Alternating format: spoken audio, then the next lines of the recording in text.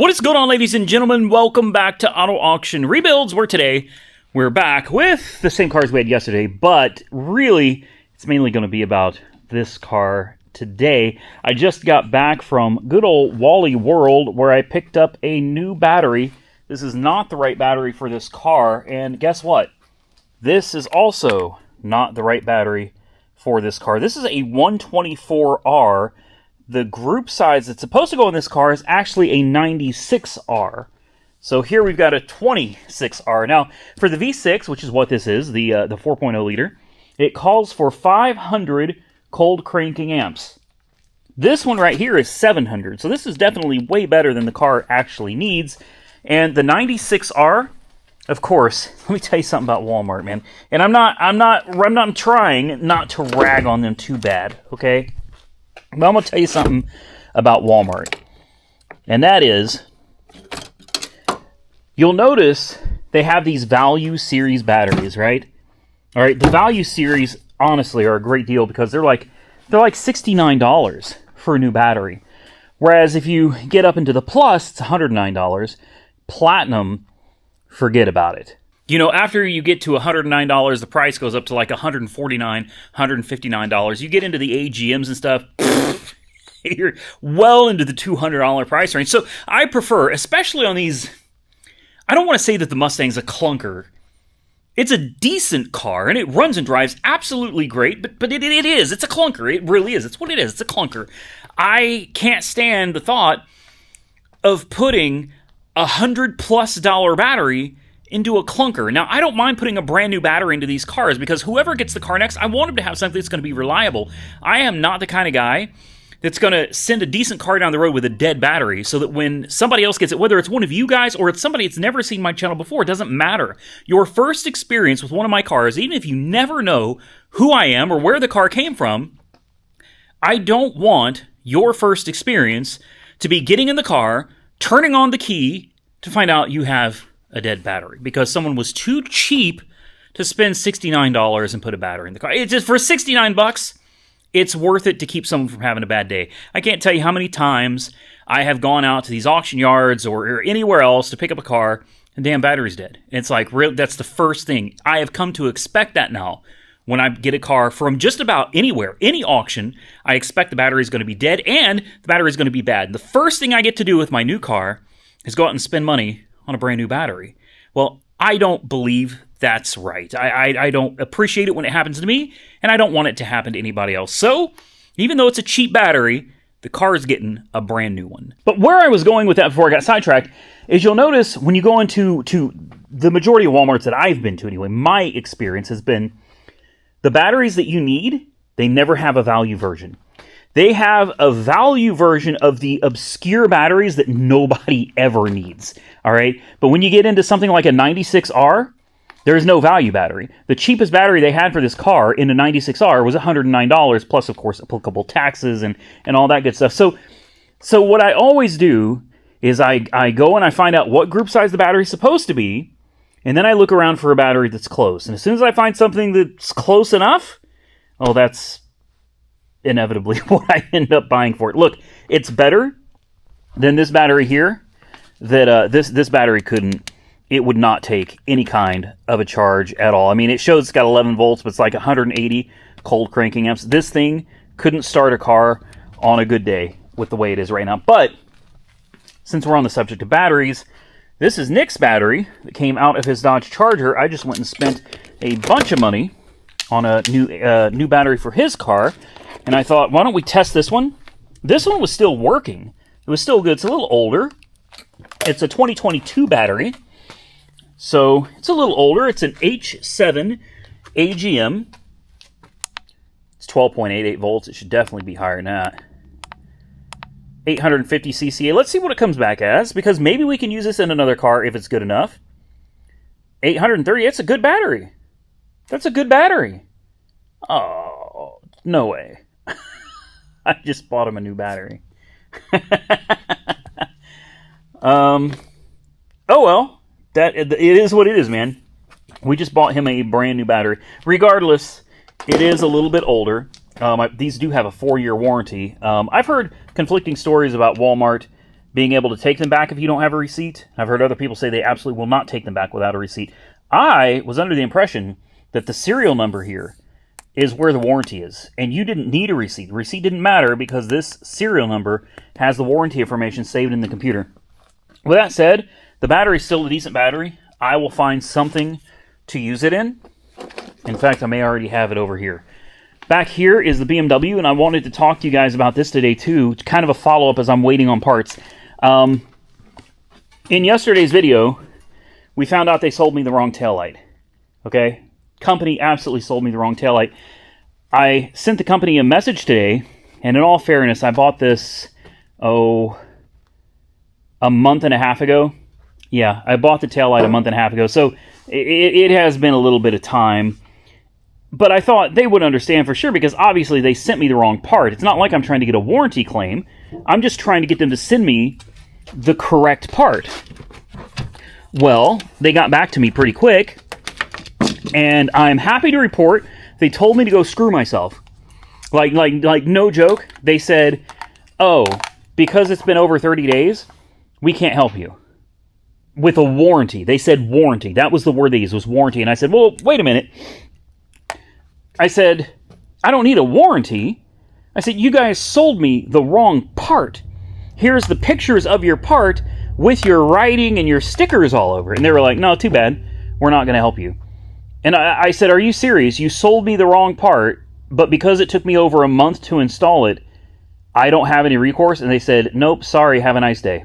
So, in fact, why don't I give them a special shout out in this video? And then I've got another story for you guys about the damaged bumper. So I guess this kind of makes sense for why they don't care about my business. They are OEM used auto parts on eBay. They have 98.3% positive feedback, 29,000 followers, and they've sold 420,000 items. So this is a big time seller. Okay, it is a big time seller. So obviously they don't care about me. Now I do understand it is partially my fault for not checking to make sure that the part was the right part as soon as I got it. I did open it, I inspected it, it looked like it was in good condition, and then I put it to the side. Guys, I have so many projects, and I know this is not the seller's fault that I have so many projects, okay? Not blaming them for it, but just to give you an idea of what I've got going on here, I have parts stacked from back here. These boxes are all full. I've got more boxes full over here, parts back here, and I've got parts for the motorcycle specifically stacked all up against this ladder. I have parts for so many vehicles. Sometimes it does take me over a month to get back to a project, and that was the case with this one. This was not a priority on my list of things to get done, but now that I've got somebody that's interested in purchasing it, obviously I don't want to keep the person waiting. I want to get it done so they can come and get their car. Well, apparently, over 30 days, sorry about your luck, man. So they told me I'm screwed. So now you know who they are. I would personally maybe be a little weary of using them because obviously they're so big, they just don't care if they make a mistake. Even though it's their mistake, they screwed up, sent the wrong part, they just don't care. They have so many other customers, so many other parts they're selling, they're not worried about one part. Now, I told you about the bumper. This one was very impressive, okay? You guys know I was pretty pissed off yesterday because obviously I found out the bumper was not the grade A that it was supposed to be. I mean, the bumper's honestly really bad. I would argue that it is no better than the bumper I already had on the car, with the difference being that I paid over $400 for this bumper. I was surprised to hear from the company, and I believe they're called AESOP. I think it's AESOP. I got a phone call today while I was driving to go pick up the International Harvester pickup truck from Mako. But Mako dropped the ball major bad on that one. And they got some redoing things to do. Anyway, I was on my way. So today hadn't been a good day either because my International Harvester it's totally screwed. The paint's totally screwed on it. And it's been 2 months. I dropped it off 2 months ago, and it's completely screwed. Anyway, I'm driving, and I get a phone call, and the guy says, hey, my name is such and such from AESOP, and he said, by the way, I'm the general manager Please save my number. He said, I wanted to just apologize to you for the bumper. And he came out and he said, it's not because you do YouTube or anything, man. He said, we've been in business over 30 years. And he said, we take great pride in our products and we appreciate our customers. He said, I would call anybody with a resolution to an issue like this, regardless of whether it was on social media or not, man. He said, it just so happens I was able to pull up our phone call with you when you ordered the part. He said, I definitely found several opportunities to do some retraining within our company so that this doesn't happen again. He said the bumper should have been reconditioned. He said typically bumpers like this would have been reconditioned so they go out and they are in pristine, ready-to-go condition. He said the ball was definitely dropped on this. He apologized profusely, and he gave me a full refund. He said, keep the bumper. He said, I'm really sorry for wasting your time. He said, I'm really sorry your bumper arrived damaged, and I'm really sorry that we didn't do better to take care of you as a customer. And I was just mind blown. Monkey Wrench Mike told me he does a lot of part shopping at the Aesop in Tulsa, which is where he picked this one up from. And he's had nothing but good things to say about him. This was my first experience. I've never purchased anything from them before, and this was my first experience. Obviously, it was not a pleasant experience. However, I'll tell you something. When you make a mistake, just an apology goes a long way with me. Just calling up and saying, hey, we recognize we made a mistake, we're sorry. But then to give me a full refund too, and they don't want their bumper back, that's standing on business right there. And I respect that, and I appreciate that. So I got nothing but good things. So as you can see, a stark contrast between the two companies. You know, Aesop saw that there was a problem. And I didn't call them. I wasn't even going to report it. I was pissed, and I was like, I'm done with it. Somebody, one of you guys, watching the videos, called them and told them about the video and said, hey, man, you know, this guy did wrong. And they called me right up. I mean, today. The video for me came out yesterday. They called me today with an apology and a refund. Whereas the company that sold me the taillight, absolutely their fault, sold me the wrong light. They told me they don't care. Too bad. And of course, I tried to get a resolution through eBay. Nothing you can do. No, it's been too long. eBay doesn't give me an option to even contact them or anything. And the best part is I left those people positive feedback because I thought the taillight looked good. I just didn't realize it was the completely wrong one. Let's check this battery and see if this one came back to life. I don't know what the cold cranking amps on this is supposed to be 850 as well. Ooh, 12.19. That seems a little low, man. I'm used to seeing batteries when they're fully charged over 13 volts. We'll do out of vehicle. Oh, wait, this is an AGM. So was the other one. CCA 850. Let's see what it says. Ooh.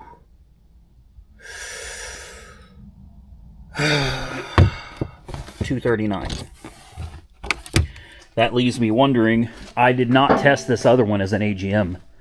And I'm wondering if maybe that has an impact. So let's try this one again. That sucks. I'll put that battery back on a rejuvenate cycle again. We'll see if we can't do something with it. AGM CCA 850. Let's see what this one comes back as. 699. Still says it's a good battery. I don't know. 699 out of 850 CCA? To me, that doesn't sound very good. It says state of health is 83%.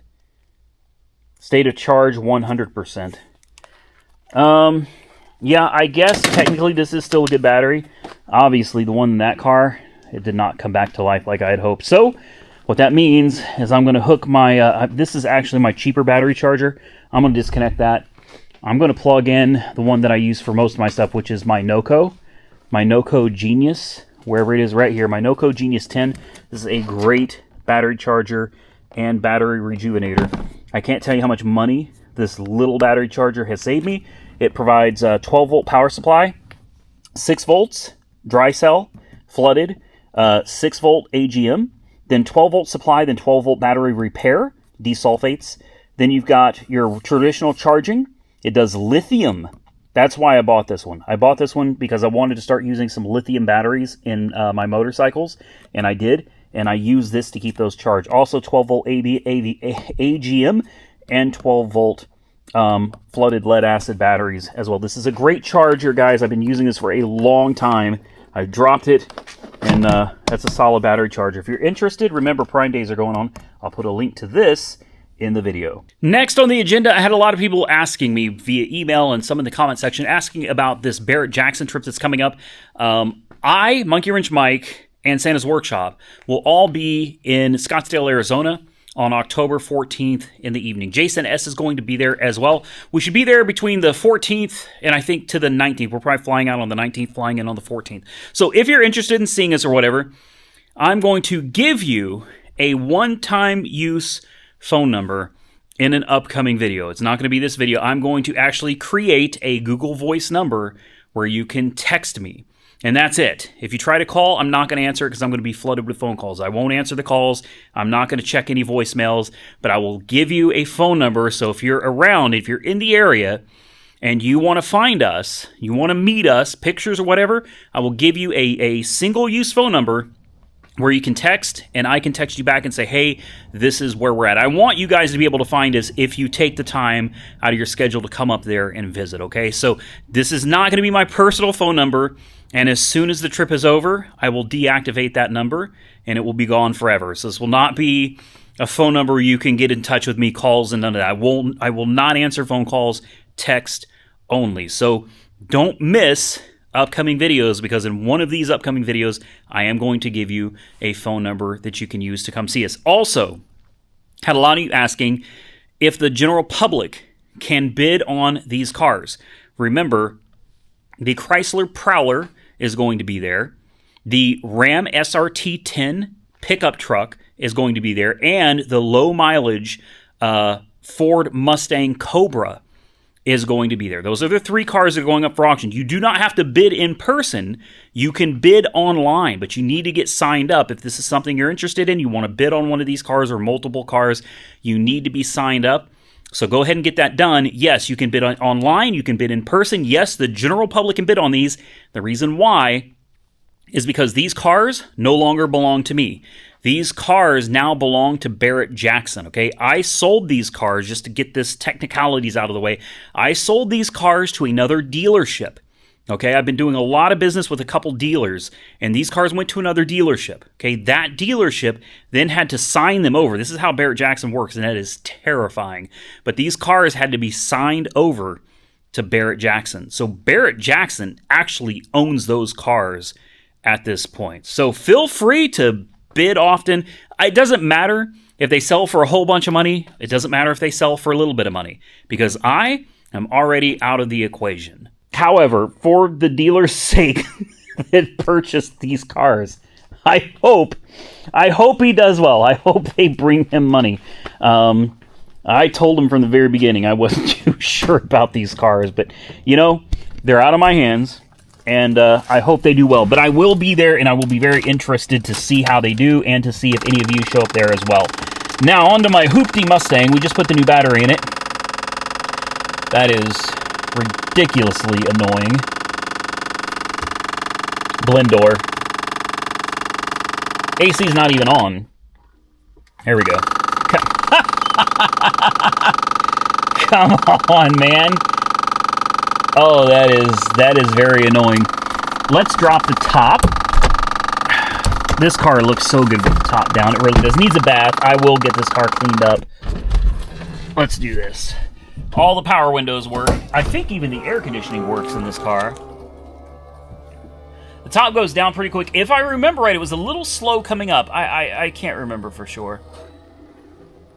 Look at that. Actually, it's a little slow going down, too. That's not all the way down. Are we stuck on something? Fold down. Give her a break, man. She's been sitting under a tree for a while. She hasn't been used. I need to give this thing just a quick wipe down. I'm not going to do that today. But it needs a quick bath. It needs a quick wipe down. I'm going to go ahead and fire it up, see how she starts with a fresh battery. Starts right up. And the only gauge that does not work on this car is, of course, the voltage gauge. That's the important gauge. Air conditioning. I really can't remember if it works or not. I thought it did. Nick's new tires came in. for his Dodge Charger and his new TPMS sensors. I've also got to get the Galaxy in here because tomorrow I'm actually going to do a video for you guys. It's going to be a lot of fun. I'm going to try to drive the Galaxy, which I've never driven anywhere other than the 10-mile road trip. I'm going to try to put these wheels and tires on and drive it all the way to Ada, Oklahoma to get a locksmith to cut me a new key, and then try to drive it all the way back from Ada, Oklahoma. So wish me luck. Stay tuned for that video. Maybe it'll make it, maybe it won't. Either way, it should be entertaining. As for the AC on this car, the compressor is not on at all. Not one bit. So I guess what I need to do then is I need to find the low... Oh, there it is. Yeah, there it goes. The compressor just kicked in. Now she's running. Now she's off. She's a little low on Freon, guys. So what does that mean? That means I need to find... There, she's kicking in and cycling. Actually, that sounds halfway decent now. It took a while, but finally kicked in. Yeah, that's cold. That's cold. I was going to throw some Freon. Why don't we hook up? Maybe it just needs a few ounces or something. It's worth it just to make sure that that the level's where it's supposed to be and it's working properly. So I thought we would check the Freon level. And it's actually full. There it goes. It's cycling on and off. You'll see it drop back down to about 40 psi. And that's where it's at, man. I didn't put any in it. Never put a drop into this thing, so Freon levels are good. I thought I remembered the AC working on this car. So it's running great. It's got cold air conditioning. It was a little low on coolant, so I topped that up. We got a brand new battery in it. Other than giving this thing a bath, tires are in decent shape, if I remember right. Yeah, tires are in decent shape. The wheels are ugly as sin, but you know, it's got 4 wheels, it's got 4 tires, and it drives down the highway just fine with cold air conditioning. Now it's got a new battery. She's good to go. I'll turn that off, and I think I'm about done with this car.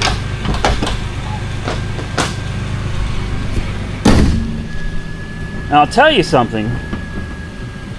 I am seriously considering dragging the Lexus in here and getting back to that car. I've had a lot of you asking me to get back to the Lexus. And I'll be honest with you, I don't know how that's going to go. The Lexus is, it's got me kind of stumped, man. Lights, obviously no smoke. AC compressor still going strong. There we go. I was hoping I'd be able to sell this car to one of you guys. I've had a lot of you asking me about it. And when will I be able to sell to the public? And I got some bad news on that, guys. And I'll probably do a separate video. Good Lord, turn that off. That is too much. Does it change? Or, hold on. Let's turn it on defrost. Makes a bunch of noise. Yeah, defrost works. And then obviously vent works. Yeah, vent works great. And then what about floor only?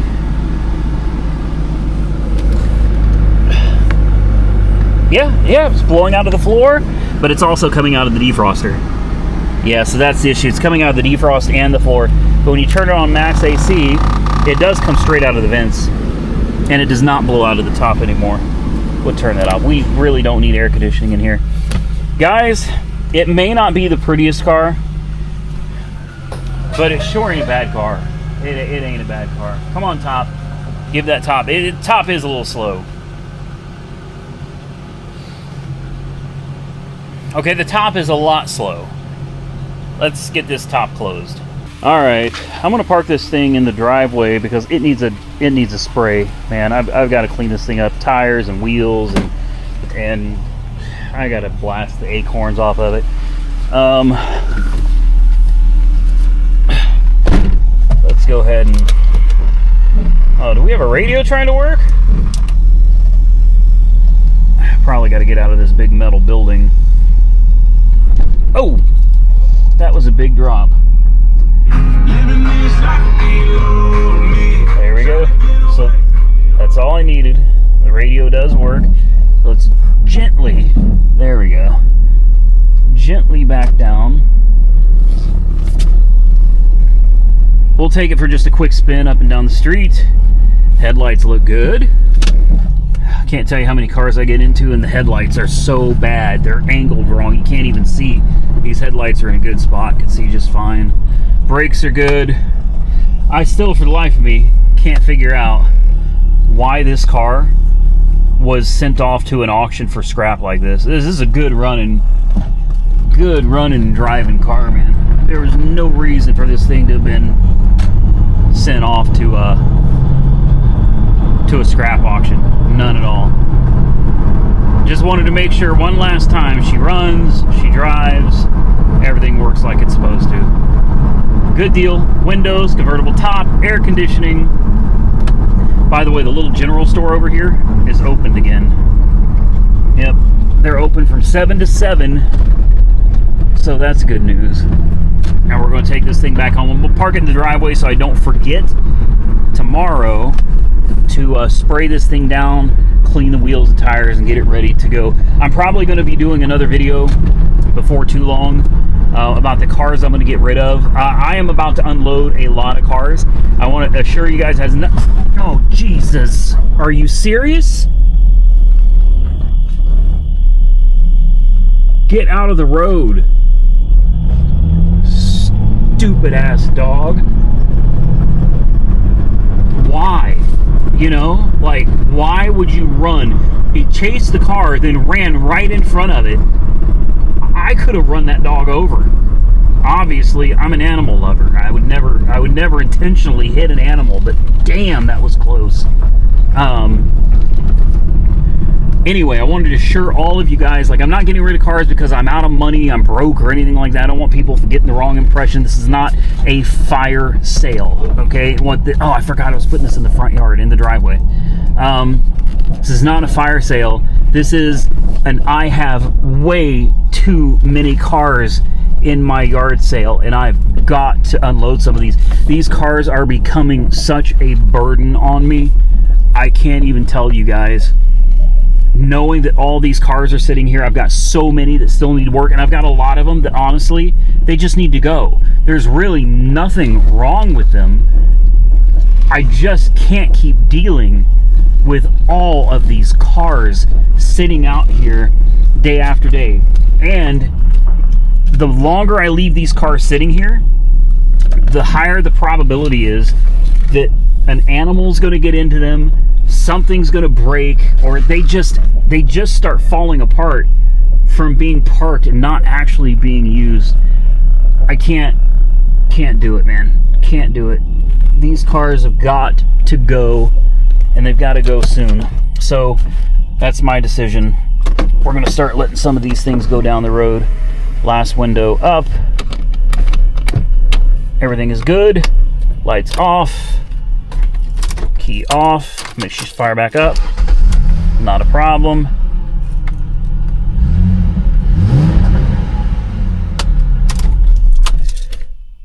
We're good. All right, I'm happy with that. I'm happy with that. We still got the Harley Davidson sitting here. This car, the Galaxy, assuming it can make it all the way to Ada tomorrow, that car has got to go in for paint. I've got 2 cop cars I still haven't filmed anything on. I got to make a video for you guys this weekend. The police cars are going to be on the channel for better or worse. The Lexus, I've got to get back to that car as well. I got too much, man. I got way too much going on. I think the Z28, I'm going to send it down for paint as well. I got a new paint shop.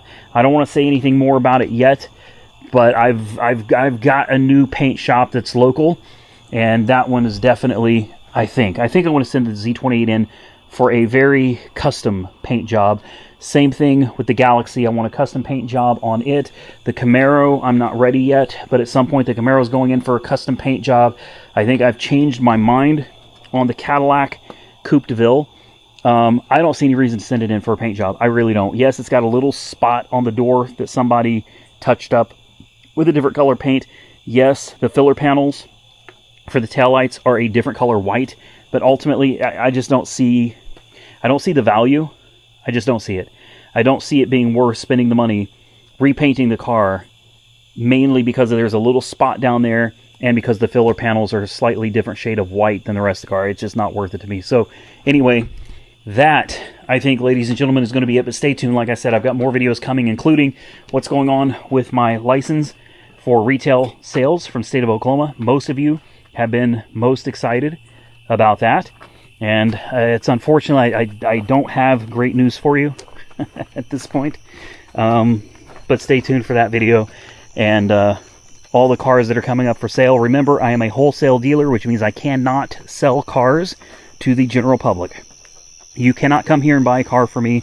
You cannot buy a car. Oh, hi, Bunny Rabbit. Well, hi.